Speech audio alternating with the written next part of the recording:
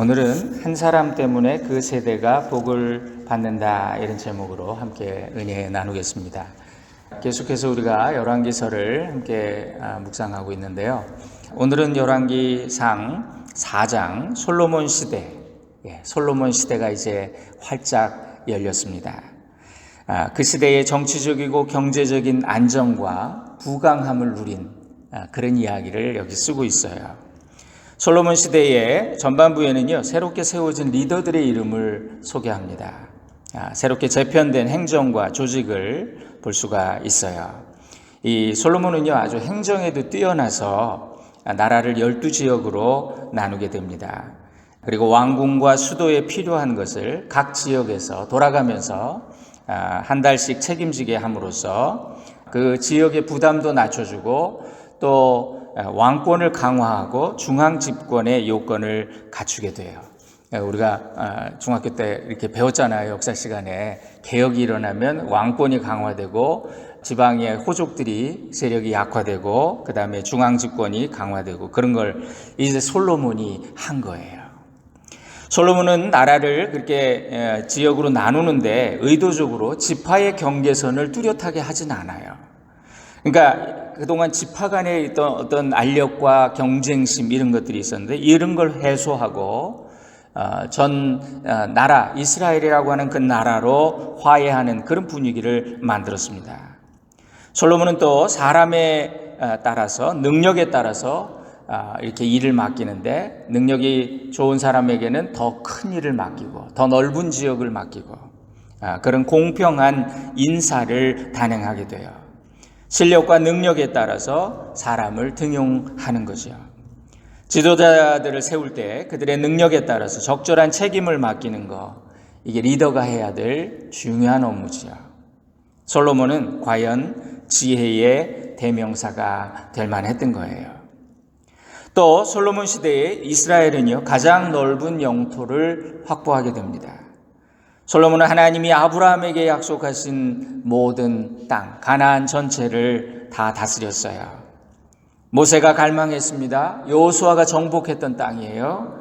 그럼에도 불구하고 그들조차 완성하지 못했던 온전한 정복이 솔로몬 때 이루어졌어요. 하나님이 이스라엘 그 조상들에게 주리라 약속하셨던 그 모든 땅을 역사상 가장 지혜로운 사람이었던 솔로몬 왕이 다스렸다. 그의 손에 맡겨졌다.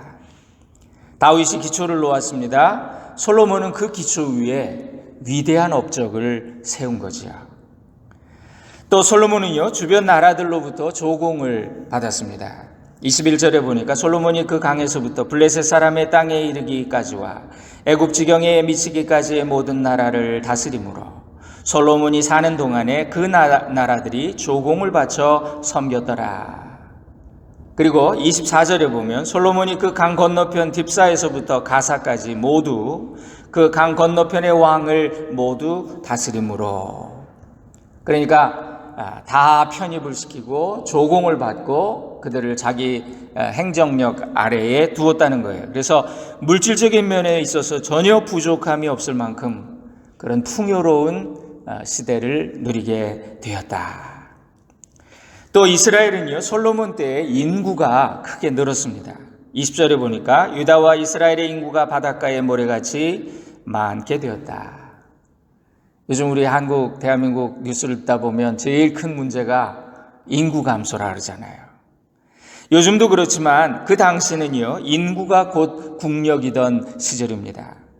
그러나 이 통치자의 입장에서는 인구만 마냥 증가한다고 이게 좋은 건 아니잖아요. 이게 골칫거리가 될 수도 있던 그런 시절이죠. 왜? 먹는 문제가 해결이 안 되니까.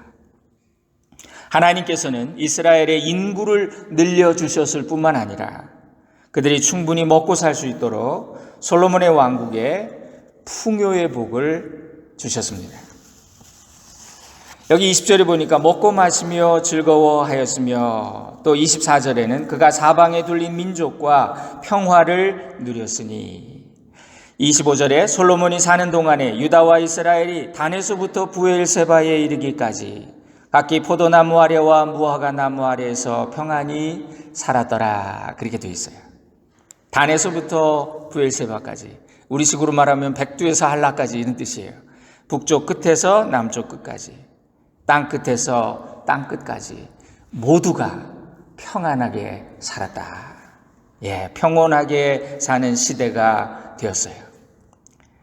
또 솔로몬은요, 정치, 경제, 행정뿐만 아니라 그의 학문적인 깊이, 또 그의 탁월한 지혜, 이걸로 유명하지요. 29절 30절에 하나님이 솔로몬에게 지혜와 총명을 많이 주시고 또 넓은 마음을 주시되 바닷가에 모래같이 하시니, 솔로몬의 지혜가 동쪽 모든 사람의 지혜와 애굽의 모든 지혜보다 뛰어난지라. 그리고 33절 34절에 보면 또 그가 초목에 대하여 말하되 레바논의 백향목으로부터 담에 나는 우슬초까지 하고, 또 그가 짐승과 새와 기어다니는 곳과 물고기에 대하여 말한지라. 이 사람은 만물 박사야. 여러분, 사람들이 솔로몬의 지혜를 들으려고 왔습니다. 이는 그의 지혜의 소문을 들은 천하 모든 왕들이 보낸 자들이었다. 사신이 끝없이 와서 왕께 지혜를 배우고자 하옵니다. 그가 무슨 질문을 해도 논하지 못하는 분야가 없을 정도로 그는 모든 분야에서 해박했대요. 그리고 주변 나라에 그의 소문이, 명성이 퍼져갔고요. 심지어 많은 나라에서 왕들이 도대체 솔로몬이라는 왕이 누구냐, 그에게 가서 한 수 배워와라, 사신을 보냈다는 그런 얘기입니다. 그럴 정도였다는 거예요. 또요, 솔로몬의 삶이 얼마나 화려했는지 그가 물질적으로 풍요를 누린 22절 23절에 보는데요. 솔로몬의 하루의 음식물은 가는 밀가루가 30고루요, 굵은 밀가루가 60고루요, 살진 소가 10마리요, 초장의 소가 20마리요, 양이 100마리며 그 외에 수사슴과 노루와 암사슴과 살진 새들이었더라. 이렇게 대충 봐도 어마어마하지요. 매일 이 정도의 식량이 필요했다는 것은 그가 거느린 그 식솔들만, 그 규모가 엄청났다는 거예요. 당시 고대 사람들이 누리던 영화는요, 여러분, 우리만큼 누렸겠어? 우리 현대인들은 다 절제를 하잖아요. 그죠? 개인에게는 한정이 돼 있잖아요. 아무리 누린다고 해도. 근데 그 당시를 한번 생각해 보세요. 우리가 상상할 수 없는 그런 로마 사람들의 기록을 보면요, 그들이 누린 그 호사는 지금 현대인이 누리는 거에 비교가 안 될 정도라는 거예요. 그러나 그런 걸 감안해서 읽어도 얼마나 큰 풍요를 누렸는가. 여러분, 이런 풍요를 누릴 때는 흔히 무슨 독재자들이 풍요를 누리면 누군가 크게 희생하는 계층이 생기잖아요. 그러면 백성이 원망하지 않습니까? 그럼 밀란이 일어나기도 하고 정치와 정세가 불안정해져요. 그런데 여기 솔로몬이 대내적으로 평안과 풍요로움을 유지할 수 있었다, 이렇게 기록을 합니다. 적어도 솔로몬 통치 시대에는 평강이 있었다, 샬롬이 있었다, 그런 얘기예요. 잠언 10장에 보면요, 여호와께서 주시는 복은 사람을 부하게 하고 근심을 겸하여 주지 아니하시느니라. 여러분, 우리가 우리의 필요, 물질적인 거, 또 돈도 달라고 하나님 앞에 기도해야 되잖아요. 근데 돈 주세요라고만 기도하지 말고 하나님이 주시는 복은 여기 뭐라 그랬습니까? 근심을 겸하여 주지 않는다. 그래. 돈 때문에 문제되는 그런 거 없는 하나님이 주시는 그런 풍요의 복, 우리가 이 복을 구해야 되겠습니다. 여러분들께 이런 복을 받으시길 바라요. 약속의 말씀처럼 솔로몬은 풍요의 복과 더불어 평안의 복도 누렸던 그런 인물이에요. 당시 솔로몬이 다스리던 이스라엘, 이렇게 큰 나라가 아닙니다. 제국이 아닙니다. 작은 한 왕국에 불과했지만 모든 면에서 주변 나라들에게 모범과 선망의 대상이 되었던 것을 우리가 알게 됩니다. 그래서 29절 30절에 보니까 하나님이 솔로몬에게 지혜와 총명을 심히 많이 주시고 또 넓은 마음을 주셨다. 바닷가에 모래같이 하셨다. 솔로몬의 지혜가 동쪽 모든 사람의 지혜와 애굽 모든 사람의 지혜보다 뛰어난지라. 솔로몬은 이렇게 큰 왕국을 운영하며 큰 살림을 꾸려가면서도 별다른 어려움이 없이 백성들 모두가 불만이 없어 그렇게 할 수 있었던 것은 무엇보다도 하나님이 그에게 주신 그 복, 지혜의 복, 그것 때문이었다는 거예요. 여기 말씀에 보면요, 하나님이 그에게 주신 거, 베풀어 주신 은혜가 세 가지인데, 첫째는 지혜였고요, 둘째는 총명이었고요, 셋째는 넓은 마음이라 그렇게 되어 있습니다. 많은 정보를 수집해서 얻는 것이 지혜가 아니라 삶의 모든 신비와 깊이를 헤아리는 정말 하나님이 위로부터 주신 지혜가 있었기 때문에 솔로몬은 이런 태평성대를 맞을 수 있었다, 누릴 수 있었다, 그런 얘기입니다. 솔로몬의 지혜가 어느 정도였냐면요, 솔로몬의 지혜가 30절에 동쪽 모든 사람의 지혜와 애굽 모든 지혜보다 뛰어났다. 여기 동쪽 모든 사람 이런 표현이 이게 뭐냐면, 그 당시 사람들은요, 지혜는 동방에서 온다, 이렇게, 그래 라틴어로 루멘 엑스 오리엔테 그래가지고 빛은 동방에서 온다, 이런 말이 있을 정도로 그래서 동방 박사들이 왔다 그러잖아요. 예. 아마 페르시아 지역을 말한 것 같은데, 거기가 모든 지금 우리 전 세계 기술의 메카가 이 미국인 것처럼 그 동방에 대한 그런 신비로움이 있었는데요, 솔로몬의 지혜는 동방의 모든 지혜보다 뛰어났다. 그리고 당시의 최강 이집트 패권 국가 아닙니까? 거기 지혜보다 뛰어났다. 하나님께서 솔로몬에게 하셨던 약속을 다 지키셨어요. 솔로몬은 이처럼 재판, 행정, 물자, 군사력에 있어서 엄청난 복을 누렸고요, 특히 그의 지혜로움은 온 세상에 알려져서 모든 사람들의 부러움을 받게 됩니다.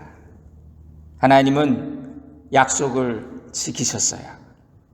하나님은 사명 맡기신 자에게 그 사명을 감당할 능력도 함께 주세요. 모세를 부르셨을 때 하나님이 그에게 능력을 주셨지요. 모세는 부름받았을 때 자기의 생각과 판단으로는 도저히 나는 그 일을 할 수가 없습니다. 저 40년 양치기해서 애굽의 말도 다 잊어버렸어요. 하나님, 나는 못 갑니다. 사명을 거절하지요. 그런데 하나님이 그를 계속 푸시하셨어요. 그래서 가라 모세. 나중에는 노를 바라시면서 모세를 야단치시면서, 그런데요, 모세 스스로도 놀랄 정도로 능력을 행하게 하셨지요. 그러면서 모세가 점점 위대한 믿음의 사람으로 변화돼서 나중에는 홍해 바다 앞에서 너희가 오늘 본 애굽 사람들 다시는 보지 못할 것이다. 너희는 가만히 서서 여호와께서 너희를 위하여 행하신 일을 보라, 그럴 정도로 믿음의 사람으로 변했던 거예요. 모세는 하나님의 종이면서 하나님의 작품이었다. 우리가 토요일 새벽 기도마다 아브라함 같이 묵상하면서 아브라함, 오늘 권사님 기도해 주신 것처럼 아브라함을 만든 것은 아브라함의 어떤 열심이나 능력이 아니라 하나님의 열심이었다. 마찬가지예요. 솔로몬에게 주신 복도 하나님이 주신 거예요. 위로부터 온 복이었다는 거예요. 자, 오늘도 우리를 부르시고 보내시는 하나님, 우리에게 합당한 능력과 복을 주시는 줄로 믿습니다. 우리에게 필요한 것은 하나님의 뜻을 알고 그리고 그 뜻에 순종하는 믿음이 우리에게 필요하죠. 우리가 축구 같은 거 보면 국가대표 이제 이렇게 A매치 할 때 감독이 타임 해가지고 선수 교체 하잖아요. 야, 너 나가. 네가 나가. 아무게 들어오라래. 그러는데 이 선수가 감독님, 저는 아닌 것 같은데요. 지금 이 상황에서 저는 부족한 사람입니다. 저는 못합니다. 선수가 그러고 있다면 여러분, 그것은 겸손이 아니지요. 그건 오히려 감독에 대한 무례입니다. 계획과 판단은 감독이 하는 거예요. 하나님께는 모든 것이 가능합니다. 나는 비록 약하나 주님은 강하세요. 나는 비록 부족하지만 주님은 완전하시고 주님은 풍성하세요. 우리는 다만 그분이 쓰시는 도구라는 거죠. 그걸 겸손히 인정하고 아멘하고 나가면요, 하나님이 친히 일하십니다. 이스라엘 역사상 가장 부강했던 시대, 국가의 위상이 가장 높았던 시대가 솔로몬의 통치 시절이었습니다. 이스라엘 영토가 당시 애굽이나 아시리아 혹은 바벨론에 비할 수는 없지만, 그러나 그럼에도 불구하고 당시 이스라엘은 정말 강소국이라고 표현할까요? 그런 나라, 주변국에게 선망의 대상이 되고요. 동방의 어떤 나라, 심지어 당시 패권 국가였던 이집트도 정말 따라올 수 없는, 솔로몬의 지혜에 미칠 만한 인물이 없을 정도로 그렇게 수많은 나라들이 보고 배우고 싶어하는 그런 나라가 되었다. 자, 이러한 영광은요, 다윗 왕도 이루지 못한 업적입니다. 다윗도 하지 못한 일을 솔로몬이 하고요. 또 그보다 더 큰 영광을 누릴 수 있었던 이유가 뭘까? 새로운 시대가 열리고 새로운 리더십이 요구됐기 때문이에요. 솔로몬보다 더 영웅의 면모를 가지었던 다윗, 그는 싸우면서 성장하고 성공한 그런 리더입니다. 파운더였고 설립자였고 프론티어, 개척자의 리더십을 가지고 있었습니다. 그래서 이 다윗의 리더십을 보면 아주 영웅적인 그런 면모가 부각이 됩니다. 그러나 한편으로는 또 너무 어두운 그늘이 많아요. 그는 많은 사람과 전쟁, 많은 나라들과 전쟁과 싸움을 치르면서 의도치 않게 사람을 죽이기도 하고 불가피하게 많은 피를 흘렸습니다. 그래서 개척자의 리더십은요, 적이 많을 수밖에 없어요. 그런데 이 솔로몬은요, 자수성가형 리더십은 아닙니다. 아버지 다윗 왕과 어머니 밧세바와 선지자 나단, 이런 사람들이, 주변 인물들이 두루두루 도와줘서 그렇게 왕위에 오르게 됐지요. 그는 평화의 시기에 아버지 다윗처럼 손에 피를 묻히지 않고 지도자가 됩니다. 솔로몬은 많은 나라들과 전쟁을 하거나 싸우면서 생존하고 자리를 지키기 위해 어쩔 수 없이 죄를 짓지 않아도 되는, 어떻게 보면 이것도 복이고 그에게 행운이었던 거죠. 오히려 자신에게 주어진 그 백성과 나라를 잘 다스리고자 하는, 거기에만 초점을 맞추면 되는 그 일을 열망하는 지도자. 그래서 그는 하나님 앞에 누구도 생각하지 못했던 큰 헌신을 감당했고요. 또 마침내 하나님의 응답을 받게 됩니다. 내가 너에게 무엇을 줄꼬? 너의 간절함이 무엇이냐? 너는 내게 구하라. 그는 백성을 잘 다스릴 지혜, 분별하는 마음, 듣는 마음, 그것을 구해서 하나님의 마음에 들었고요. 그 복을 다 받아 누렸던 거예요. 그러니까 새로운 시대는 새로운 리더십이 필요하다. 만약 솔로몬이 아버지 다윗의 마인드를 가지고 있었다면, 또 그런 상황이, 정적들이 많아서 이걸 투쟁을 하지 않으면 안 되는 그런 상황이었다면 하나님께 지혜를 구했을까요? 하나님, 일단 나부터 살고 봐야 되겠습니다. 군사력을 주세요. 힘을 주세요. 용기를 주세요. 이런 간구를 했을지도 몰라요. 솔로몬에게는 그의 시대에 맞는 리더십이 필요했다. 그는 평화의 시대를 이끌어갈 리더십이 필요했고요. 지혜롭게 그것을 구했어요. 만일 솔로몬이 날마다 하나님, 우리 아버지는 싸움의 왕이었는데 저에게 아버지 다윗 왕처럼 싸움의 기술을 가르쳐 주세요, 이렇게 기도했다면 그는 어리석은 지도자가 되고 말았을 거예요. 다윗은 피를 많이 흘렸죠. 다윗의 리더십은요, 싸우는 리더십이에요. 싸움을 통해서 얻어낼 수 있는 것들이 있지요. 그러나 싸움만으로는 평화와 번영을 이룰 수 없습니다. 평화를 이루고 번영을 세울 리더십은요, 다른 배경 속에서 자라난 이런 솔로몬 같은 인물이 필요했던 거예요. 여러분, 우리 신약시대에도 보면 바울 사도가 이런 다윗 같은 그런 스타일이에요.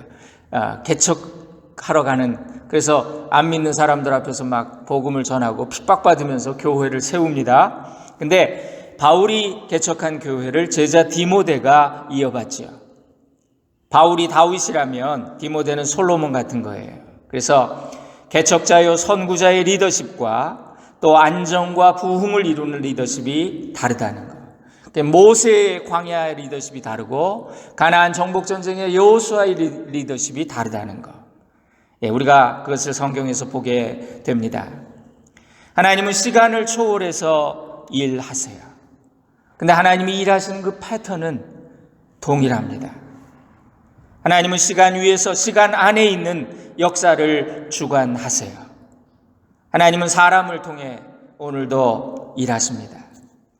사람도 역사의 산물이기 때문에 아무리 뛰어난 영웅이라고 하더라도 그가 모든 걸 다 할 수는 없어요. 솔로몬이 한 것을 다윗은 할 수 없었습니다.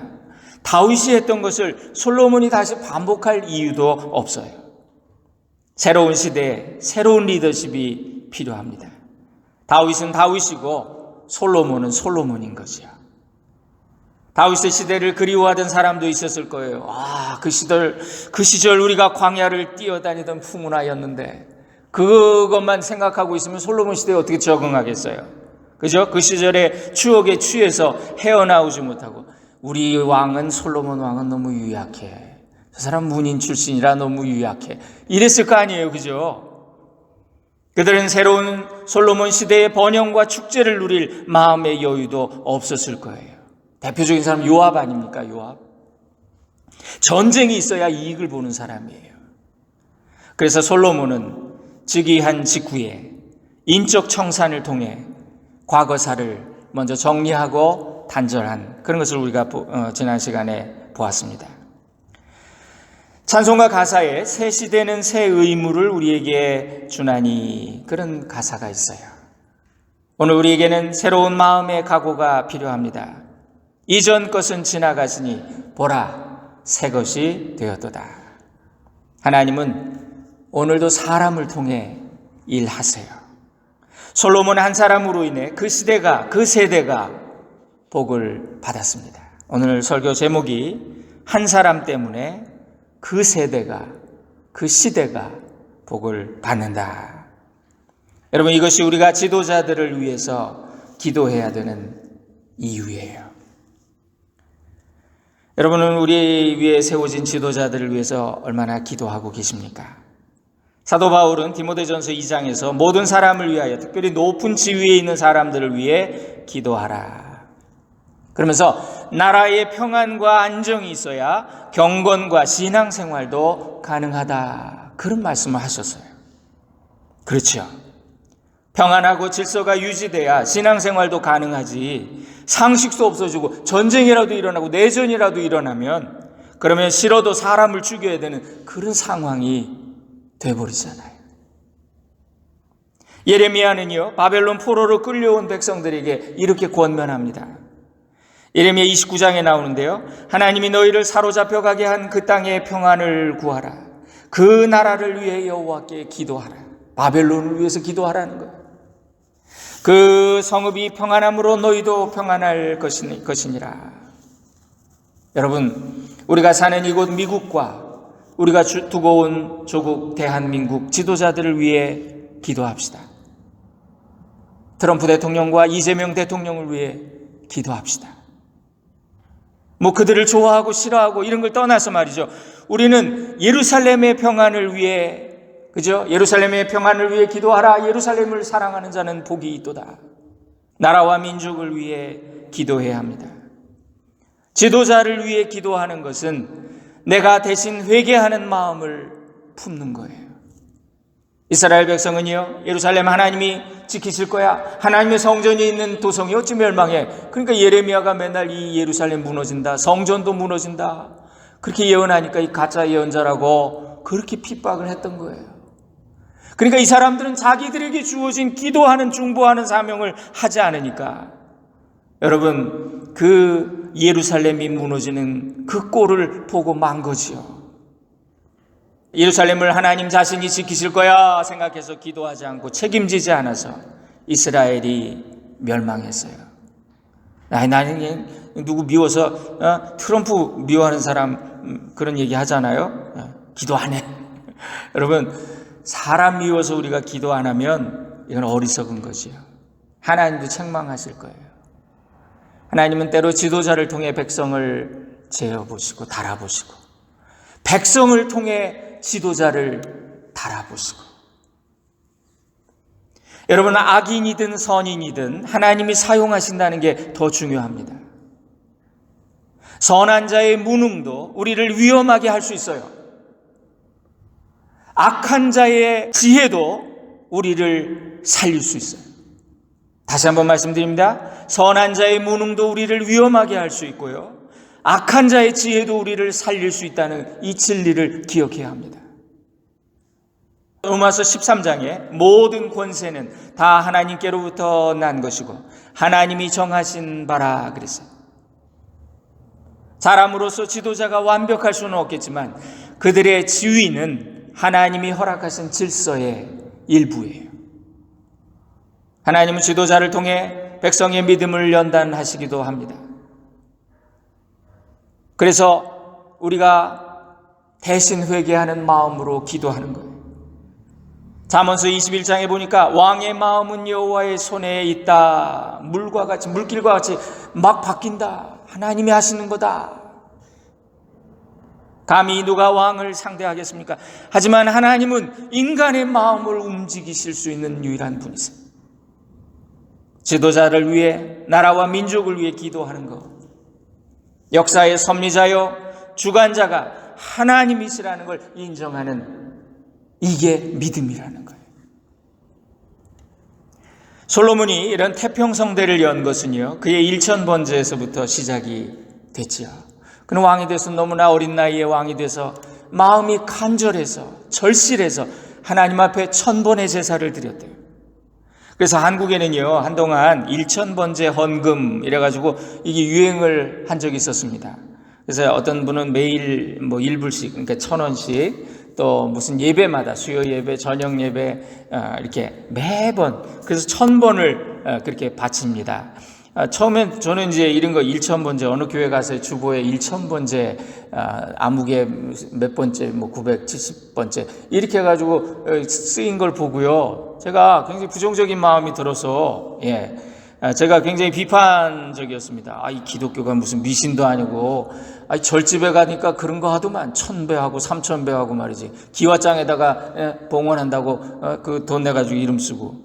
왜 우리가 그런 거, 기독교 신앙이 왜 그런 걸 흉내내냐고. 제가 그렇게 비판을 했어요. 그런데 제가 어떤 시골교회 부흥회 갔다가 강사님이 막 열변을 토하시면서 이런 얘기를 하시는 거예요. 1000번제에 대한 말씀을 하시면서, 여러분, 매일 꾸준히 3년만 하면 뭐가 돼도 됩니다. 새벽 기도를 꾸준히 3년만 하면 뭔 일이 일어나도 일어납니다. 1000번을 정성을 다해서 뭘 하면 뭐가 안 이루어지겠습니까? 여러분 속에 간절함이 있다면 1000번을 한번 작정하고 하나님 앞에 헌신해 보세요. 이러시는 거예요. 근데 그 말씀이 제 마음에 와닿았어요. 제가 그때 간절한 소원이 있었어요. 군에 있으면서, 하나님, 나 미국 보내주세요. 미국 가고 싶어요. 계속 안 되는 거예요. 기회가 없어요. 이렇게 간절함이 생겨서 감동을 받고 그때부터 1000번제를 드리기 시작했습니다. 근데 1000번을 채우기도 전에 하나님께서 저를 국방부 장학금으로 미국에 유학을 보내주신 거예요. 정말 놀라운 경험이었습니다. 하나님께는요, 공짜가 없어요.